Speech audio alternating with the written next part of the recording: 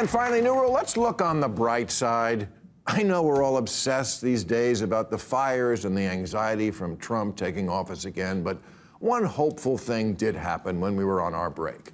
A health insurance executive got shot in the back on the street in broad daylight. And the kids couldn't love the guy who did it anymore if he was the leader of a terrorist organization.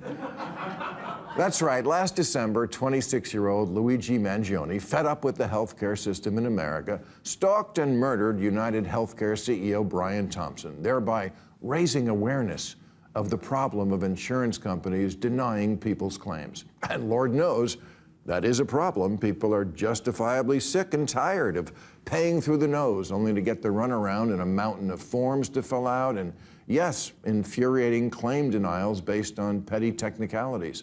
Something, by the way, that is increasingly now done by AI, a robot programmed to find a way to fuck you in the ass, which is not covered.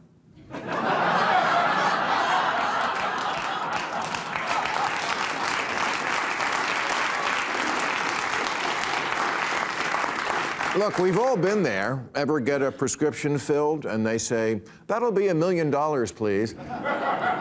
And you say, "Is there an alternative?" And they say, "Oh yeah, there's one that's basically the same for $10. I didn't mention it because it didn't seem like something people would be interested in." Or how about when healthcare providers put on the bill something they know is already covered just to see if you'll pay it anyway, because they have the ethics of a Nigerian prince emailing you for a loan.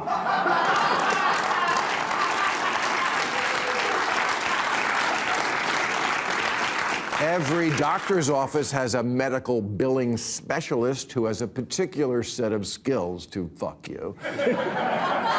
And what the hell is a pharmacy benefit manager? I'm not sure, but I think I was one back in 1980 when I sold pot.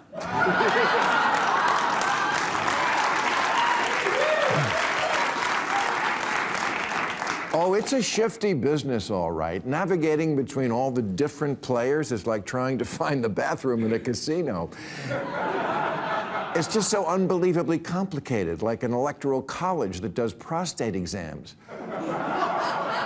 A maze-like mosaic of analysts, regulators, administrators, consultants, advisors, hospitals, insurance companies, drug companies, bus ad trial lawyers, and the actors in drug ads portraying eyelash crust mites.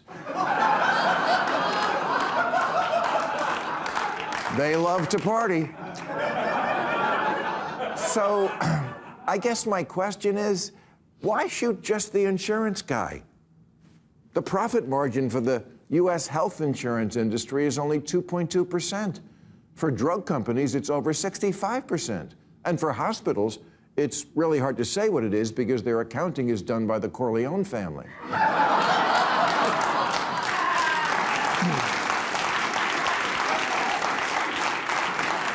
So, okay, a guy from the insurance industry is dead, that's great, but he's not the one who decided that the box of Kleenex next to your hospital bed costs $60. Hospitals set the prices that insurers pay, and costs vary wildly. The same procedure can cost up to 10 times more, not just within the same city or same state, within the same hospital. It reminds me of clothing stores. 80% off. Off of what? Oh, right. Off of a number you pulled out of your ass to begin with. That seems to be how hospitals work. So shouldn't we really be shooting hospital execs first? I mean, it's only right. I have a feeling insurance people get blamed more because there's no insurance company version of Grey's Anatomy where hot young insurance agents steal away to fuck each other on bunk beds during their workday.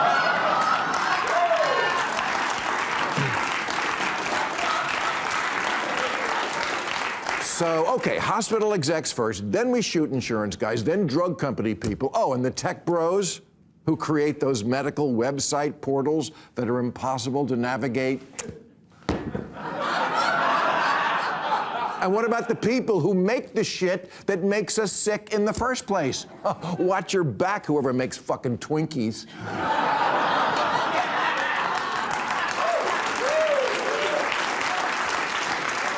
But here's what's so interesting about this. The reaction from different generations. Older people think it's bad to shoot a guy in the street. But 41% of 18 to 29-year-olds say it's completely or somewhat acceptable, where only 9% find it so extra. Which confirms something I wish wasn't true, but unfortunately is about, certainly not all, but too many Gen Zers. They're fucking stupid. I don't know what they're teaching them in college these days, but they all seem to have majored in simplicity.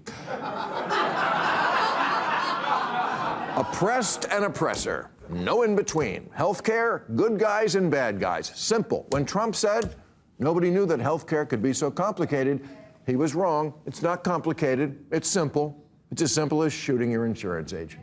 Bad guys get shot. Hello, you never saw John Wick? Yeah, I'm thinking now maybe it wasn't a great idea to make every single movie about someone who's a hitman. And so here I am again, feeling like an old school liberal at odds with the new politics of the far left, because it wasn't that long ago when liberals thought shooting people who don't share your politics was bad, or at least a microaggression. Doesn't pumping someone full of lead verge dangerously close to mansplaining? And what about gun control? When Sarah Palin posted a map with crosshairs on the districts of House Democrats she hoped to defeat in 2010, liberals went nuts. But now, vigilantism is okay when it's someone you want dead? And where does all this lead? Both parties having death squads? So, Luigi, I say to you, good luck in prison, where being handsome always makes you popular.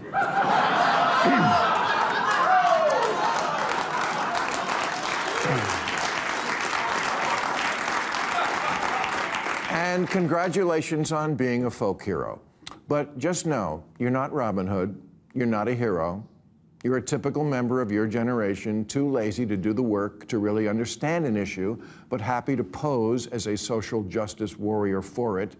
This is the same mentality I saw this month when internet lowlifes posted about their glee in watching the well-off people of Pacific Palisades lose their homes in the LA fires. It's a very popular mindset these days, summed up in the phrase, eat the rich. But kids, I've seen your media consumption, and I've seen your social media posts. You can't fool me. You don't hate the rich. You hate that you ain't the rich.